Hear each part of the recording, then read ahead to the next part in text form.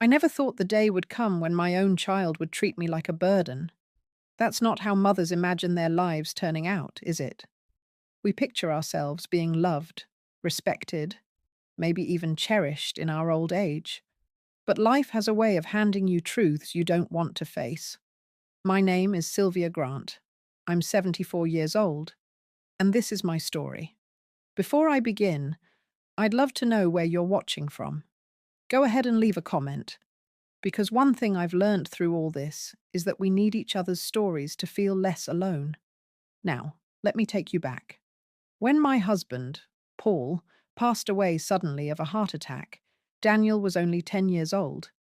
I can still see him standing at the funeral in that too big suit, holding my hand so tightly as if I'd disappear next. In that moment, I promised myself I would give him everything. He was my only child, my reason to get out of bed, my purpose. Life was not easy after that.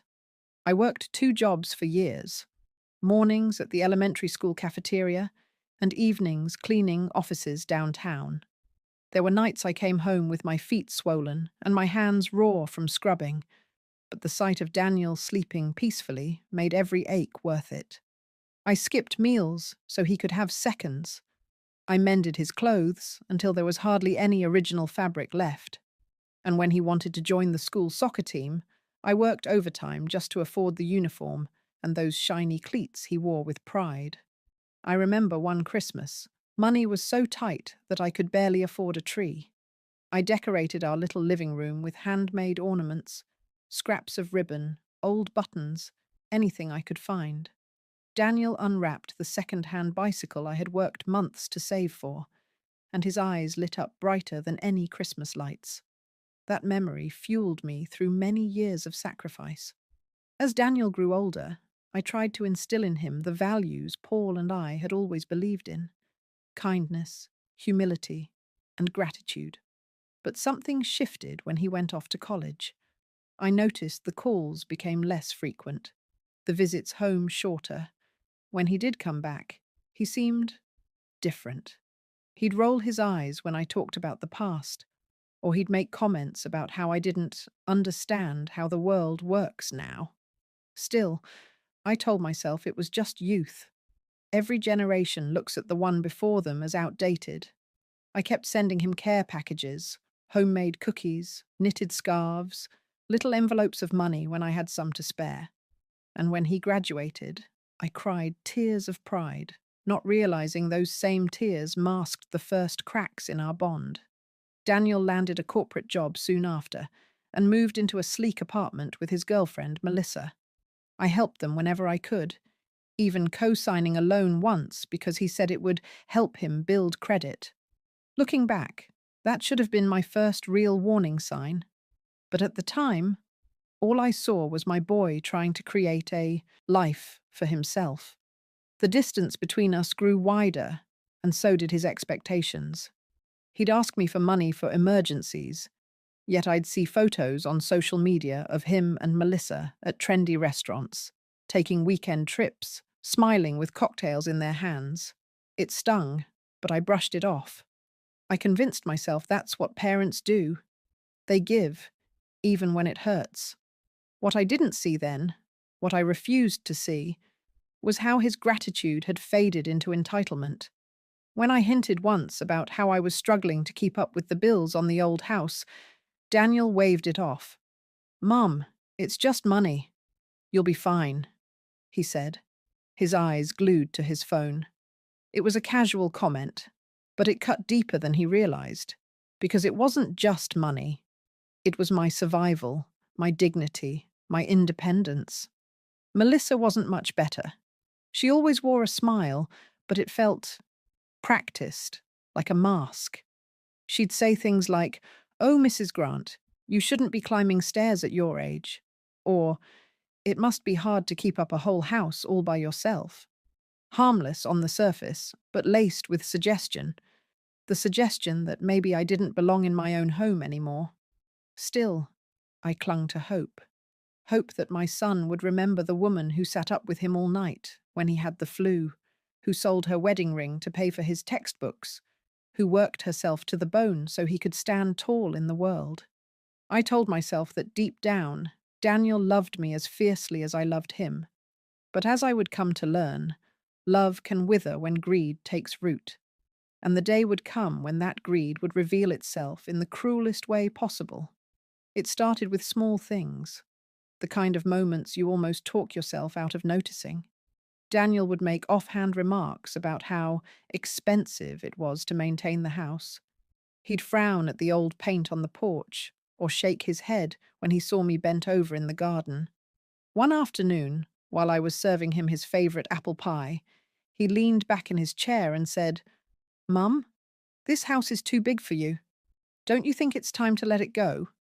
I laughed nervously, brushing it off. "This house is where you grew up, Daniel. Every corner has a memory. I'm not ready to let go of that yet." Melissa, ever the picture of politeness, added in with a syrupy smile, "We're just worried about you, Sylvia. It must be so hard taking care of this place at your age." The way she said your age made me feel like an old appliance on the verge of breaking down. At first I convinced myself their concern was genuine. They were busy with their lives after all, and maybe they just wanted to ease my burden. But then Daniel started talking about options. He mentioned assisted living facilities, how modern and comfortable they were, how I'd have people to talk to and not have to worry about bills. I stared at him, fork frozen halfway to my mouth. "Are you suggesting I move out of my own home?" He shrugged, not even meeting my eyes. "It's just something to think about. You'd be safer there. And honestly, it's a smart financial decision." Those words, smart financial decision, lodged themselves in my mind like a thorn. Whose financial decision was he really worried about? Mine or his? The real turning point came when he asked me to sign some papers. "It's just for convenience, Mom," he explained smoothly, sliding the documents across the table. "Tax purposes. It'll protect the house, and it makes everything easier if anything happens to you." I hesitated. Legal papers were never my strong suit, and my hands trembled a little as I flipped through the pages. "Daniel, I don't understand all of this." He smiled, the way he used to when he was a boy trying to get me to buy him candy at the grocery store. "You don't need to, Mum. Just trust me. I'd never let anything bad happen to you." Those words, "trust me," were the same ones I'd clung to my whole life. I had raised this boy, loved him, sacrificed for him.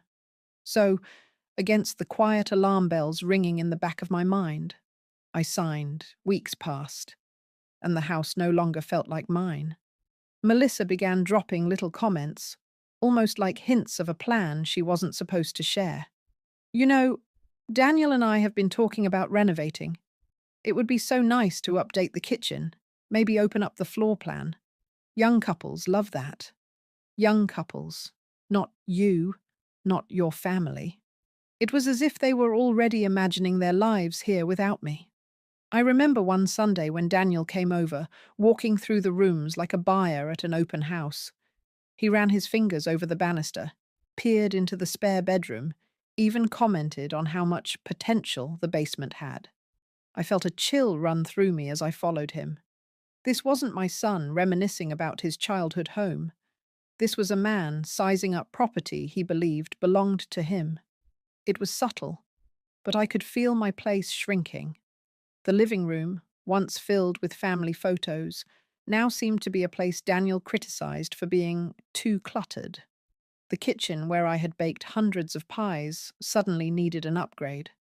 Even the garden I tended with so much love was too much work. Still, I clung to hope. I told myself he was just being practical, that he wanted to help me in his own way. But deep down, something darker whispered, "He doesn't see this as your home anymore. He sees it as his investment." One evening, as Melissa was pouring herself a glass of wine in my kitchen, she looked at me over the rim of her glass and said, almost too casually, "You know, Sylvia, you'd have so much more freedom if you didn't have to worry about this place. Imagine, You could live somewhere where everything is done for you. I looked her square in the eyes and replied softly, "This house is my freedom." She laughed, a little too lightly, and changed the subject. But her words lingered in the air long after they left that night. I began to feel like a guest in my own home. Every creak of the floorboards, every photo on the wall, felt like it was slipping away from me, and though I couldn't prove it yet, I knew in my heart that something terrible was coming. What I didn't realize was that I had already signed away more than I understood, and when the betrayal came, it would hit me like a blow I could never have prepared for. It happened on a Tuesday morning, one of those days that begins so ordinary you never imagine it'll split your life into before and after. Daniel called me and said, "Mum, let's go for a drive. You've been cooped up too much. Fresh air will do you good." I remember smiling as I slipped on my cardigan, grateful that he wanted to spend time with me. I thought maybe we were finally turning a corner, that my son was remembering I was more than just a responsibility. But as we drove, the scenery felt wrong. Instead of heading toward the park or the old diner we sometimes visited, he turned down a long road lined with buildings I didn't recognize. My heart gave a little thump when I saw the sign, Rosewood Assisted Living. "Daniel?" I said, my voice uneasy. "Why are we here?" He kept his eyes on the road. "Just checking out some options. No pressure. You'll like it, Mum. It's modern, clean, and you'll have people to talk to." My stomach sank. Options for what? He pulled into the parking lot, put the car in park, and finally looked at me. His smile was calm, rehearsed. "For you, Mum. It's time. You can't keep living alone in that house. It's not safe. Melissa and I think this is best." I felt the air leave my lungs. Best for whom? Inside, a cheerful young woman greeted us. "Welcome, Mrs. Grant. We've prepared a room for you." A room. My feet froze to the ground. "What do you mean, a room?" I didn't agree to this. Daniel put his hand on my arm, firm but not cruel. "Mum, please, don't make this harder than it needs to be." I wanted to scream, to demand he take me home. But then I saw it. A small suitcase sitting by the desk in the lobby. My suitcase. The one from my closet. My hands began to shake. You moved my things?" His voice was low, defensive. "Melissa and I thought it would make the transition easier. You'll be comfortable here, Mum. It's temporary, just until we figure things out." But I knew better. Temporary was a word people used when they didn't want to face the finality of what they were doing. The room they showed me was small, a single bed pressed against the wall, a narrow window overlooking a parking lot. It smelled faintly of bleach and loneliness, the kind of place people forgot each other in. That first night, I sat on the bed, staring at the walls, numb. The silence pressed on me, thicker than I'd ever known. My home, my garden, my kitchen, my chair by the window was gone. And my son, the boy I had sacrificed everything for, had left me here as if I were an old piece of furniture taking up too much space. A few days later, I learned the real reason. One of the nurses, kind enough to chat while checking my vitals, asked if I'd seen Daniel's vacation photos. I frowned, not understanding. She pulled out her phone, scrolling through social media, and there it was. Daniel and Melissa, smiling in sunglasses, tropical drinks in hand, standing on a beach in Hawaii. Caption: "Living our best life. Finally, some peace and quiet."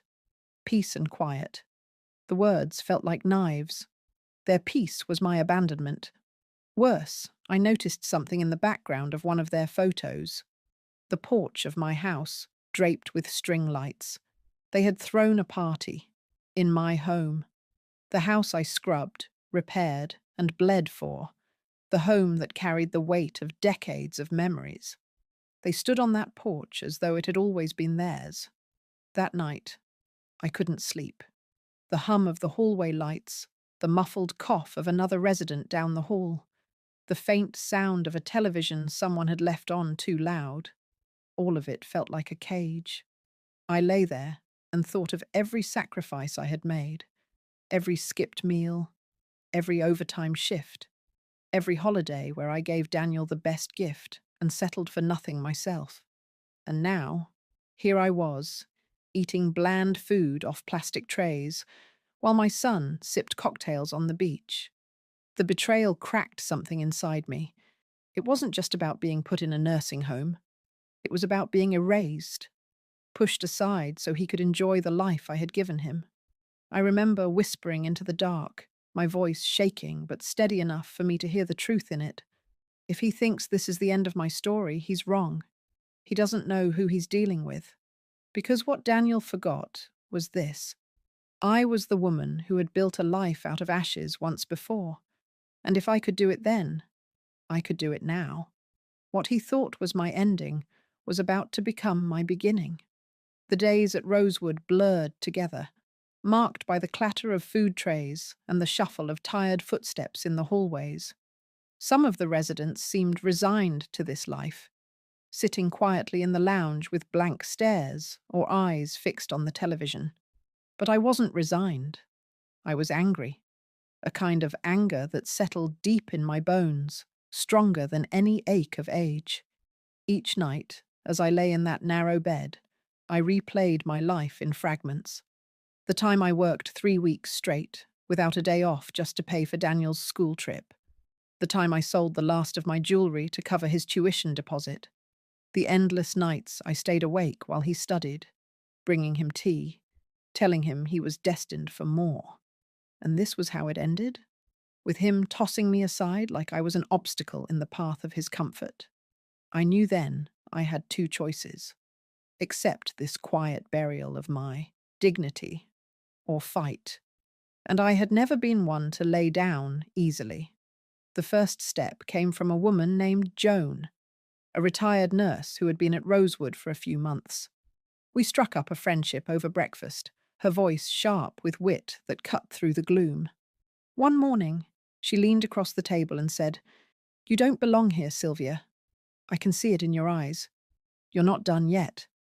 Her words lit something in me. "No," I said quietly. "I'm not." I confided in her about what Daniel had done, how he convinced me to sign the papers, how my house no longer felt like mine. Joan shook her head. "That's elder exploitation, plain and simple. He can't just take your rights like that." That word, exploitation, rang in my ears. I hadn't thought of it that way.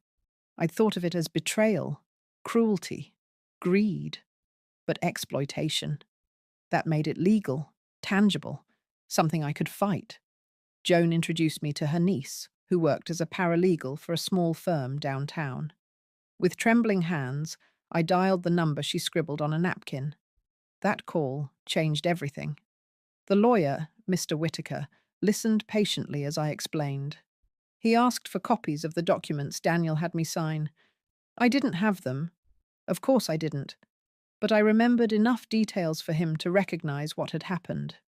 If he pressured you into signing without proper explanation, and if we can show he benefited at your expense, we have a case, he said firmly. For the first time in weeks, I felt a flicker of hope. Mr. Whitaker arranged to meet me in person at Rosewood.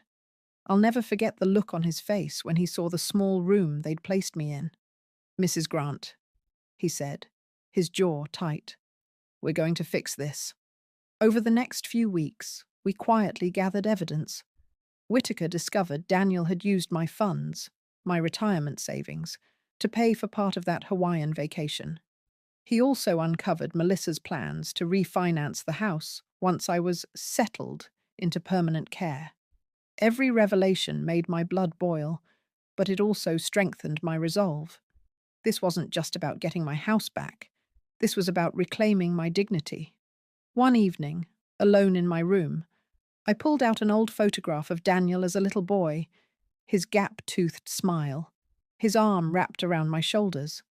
I pressed the photo to my chest and whispered, "I loved you too much to see this coming, but you'll never take from me again." From that moment, I decided I wouldn't just let Whitaker fight this battle for me. I would be present. I would be strong. We filed motions quietly while Daniel was still on vacation, blissfully unaware of what was brewing back home. Whitaker advised me to stay calm, to act as though nothing had changed. Let him think he's won, he said. When he comes back, we'll have the papers ready. So I waited. I played the part of the quiet resident, reading in the lounge, smiling politely at the nurses. But inside, I was building armor. I began keeping a journal, writing down every memory, every sacrifice, every detail of what Daniel had done. It was part therapy, part testimony, a reminder to myself that my life was worth more than the way he had treated me. By the time Whitaker returned with the first court order, temporary reversal of property control, I felt steadier than I had in months. He placed the papers in my hands, his eyes steady. "You're going home, Mrs. Grant." The words made my knees weak. Home. My home. That night, as the staff wheeled my suitcase to the front desk, I glanced once more at the sterile hallways of Rosewood. I wasn't leaving as the broken woman Daniel left here. I was leaving as a mother who had learned to fight again. And I swore to myself, when Daniel returned from his paradise, he would find a storm waiting at his doorstep. The morning I stepped back into my house, the air smelled different. It wasn't the faint bleach of Rosewood or the cold emptiness of that small room. It was home, a mix of lavender from the garden and the old wooden floors that had held decades of footsteps. I stood in the doorway for a long time, breathing it in. For a moment, I almost forgot that my son had tried to take this away from me. Almost. Whitaker had arranged everything perfectly. The court had recognized elder exploitation in Daniel's actions. The transfer of the deed was frozen pending review, and I was restored as the primary resident of my own home. Legally, Daniel could not contest it until the hearing, and Whitaker was confident the evidence would bury him. Still, I knew I had to move carefully. If Daniel thought I was panicking, he'd strike harder. So I stayed quiet. I didn't call him. I didn't text him. I let him enjoy his Hawaiian sunsets, his cocktails, his illusion that I was tucked away like an old coat in a storage closet. Meanwhile, Whitaker and I built our case. Every paper trail led to another betrayal. Withdrawals from my savings, charges on my credit card for things I had never bought, emails where Melissa inquired about selling the property quickly. They had been planning this for months. The more I learned, the more I realized. This wasn't just greed. This was calculated. They had looked at me, the woman who had given them everything, and decided I was disposable. One evening, I sat at the kitchen table with my journal open, Whitaker's files spread out in front of me. My hands trembled not with fear, but with resolve. I wasn't just going to win this case. I was going to make sure Daniel understood exactly what it meant to underestimate me. I started small. I called the utilities company and restored all accounts to my name. I contacted the bank and flagged every suspicious transaction. Whitaker guided me through freezing certain accounts Daniel had been dipping into. Piece by piece, I took back control of my life. And then, almost with a sense of dark humor, I left everything else untouched. The porch lights Daniel strung up for his parties? Still there. The half-empty bottle of wine Melissa left on the counter? Still there. The note on the fridge about renovation plans? I kept it exactly where it was, because when they came home, I wanted them to walk into a house that looked familiar, until they saw me sitting there. Every day, I grew stronger. Joan from Rosewood called to check in, cheering me on. "You're doing what half of us only dream of, Sylvia," she said. Her words fueled me. I wasn't just fighting for myself. I was fighting for every elder who had been treated like a burden, every parent whose sacrifices had been forgotten. The week before Daniel's return, Whitaker came by with a stack of documents. He laid them on the table and tapped the top page. This, he said, is the final nail. The court order confirms you as the sole deed holder again. Daniel has no legal claim, and we've filed an abuse report. When he comes back, he'll have a lot more than you to answer to. I nodded, tears stinging my eyes. It wasn't just victory, it was vindication. But still, I wanted one more thing. Closure, a confrontation. He had left me without looking back, without a second thought. I wanted to see his face when he realized he hadn't beaten me, so I planned it, carefully. I didn't tell him I'd left Rosewood. I didn't tell him I was home. I let him think his plan had worked. The day before their flight landed, I cleaned the house top to bottom, not out of duty, but out of ownership. Every corner sparkled, every photo frame straightened. And then I set the legal documents neatly on the coffee table, ready for him to see. That night, as I sat by the window with a cup of tea, I felt a calm I hadn't felt in months. Not fear, not sadness, just strength. Because I knew, when Daniel opened that door, expecting to step into his house, he would find me waiting, and I would be the one holding the deed, the proof, and the power. He had sent me to a nursing home so he could sip rum on a beach. But when he returned, suntanned and smiling, I would be there to wipe that smile off his face. The day Daniel and Melissa returned was bright and warm, the kind of summer day when the neighborhood kids rode their bikes up and down the street, and the air smelled faintly of cut grass. I stood at the window, watching the taxi pull up, my heart beating steady but strong. This was it. The car door opened, and out they came. Daniel first, tan, relaxed, with that lazy swagger of someone who had spent 2 weeks in paradise. Melissa followed, wearing oversized sunglasses and dragging 2 enormous suitcases. They looked like a picture from a travel magazine, everything polished and smug. As they walked up the path, Daniel glanced at the house, smiling like a man admiring his property. My stomach turned, but I stood tall. The door swung open, and there I was, sitting calmly, in the armchair by the window, a cup of tea in my hand, papers stacked neatly on the coffee table in front of me.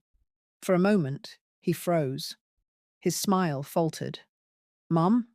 he stammered. "What are you... how?" Melissa stepped inside behind him, her brow furrowing. "Wait.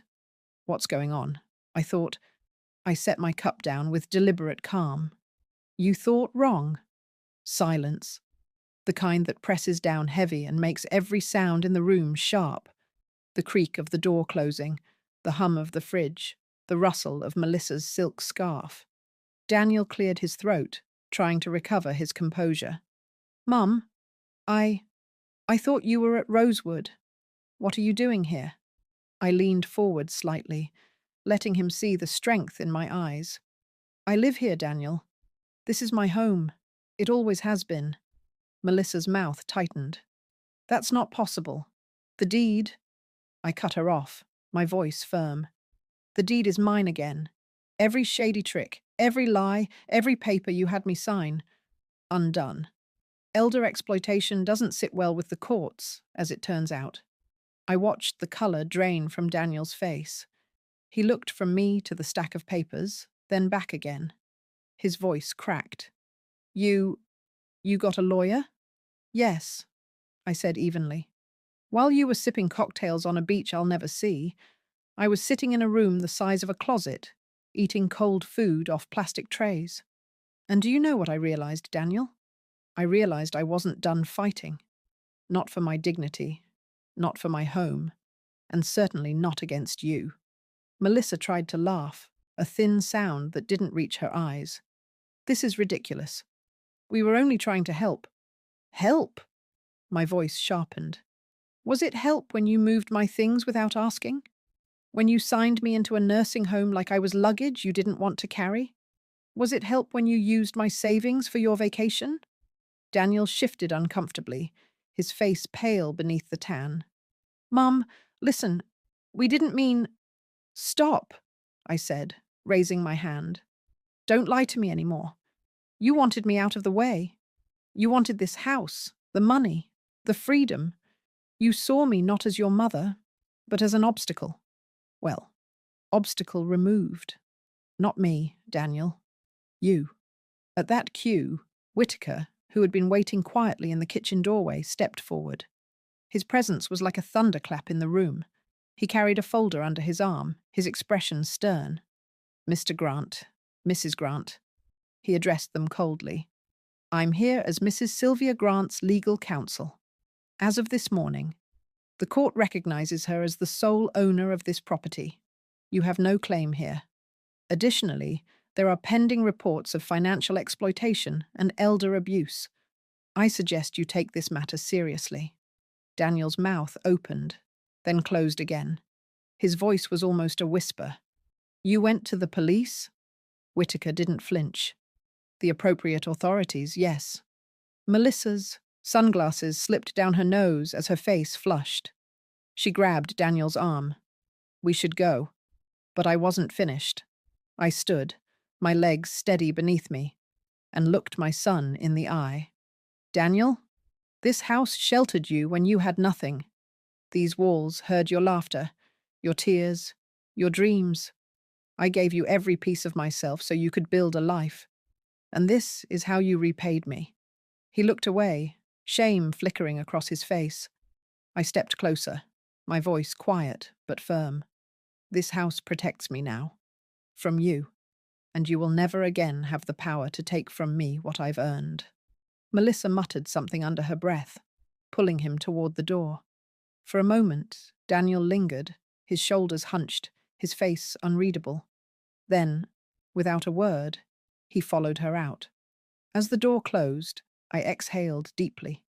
The silence was different this time. Not heavy, not suffocating. It was peace. Whitaker gave me a small nod. You did well, Mrs. Grant.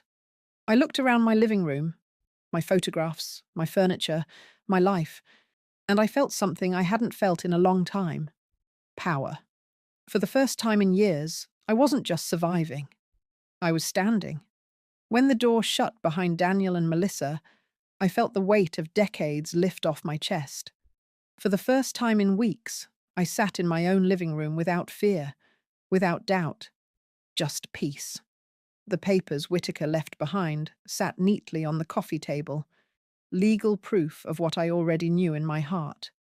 I had taken back my home, and with it, my dignity. That night, I walked through every room, touching the walls, straightening the photos, whispering to the house itself, we're safe again. In the garden, I ran my fingers across the lavender bushes I had planted years ago, their scent reminding me that life, no matter how bruised, could bloom again. I thought of Daniel, of the boy he once was, the boy who used to run barefoot through the yard, the boy who cried into my chest when his father died. That boy was gone. In his place was a man who had forgotten the meaning of sacrifice, who saw only money where there should have been love. And yet, I wasn't bitter. I was resolute. Because if this experience taught me anything, it's that age does not mean weakness. We are not burdens. We are not obstacles. We are people with history, with rights, with voices that deserve to be heard. I looked into the camera in my living room, the same way I look at you now, and I said softly, don't ever let anyone make you feel small, not even your own children. If you've lived through loss, hardship, and sacrifice, then you've already proven your strength. Don't forget it. Daniel left me in a nursing home so he could live his dream in Hawaii, but when he came back, I was the one holding the power. I took back the deed. I took back my life. And I took back me.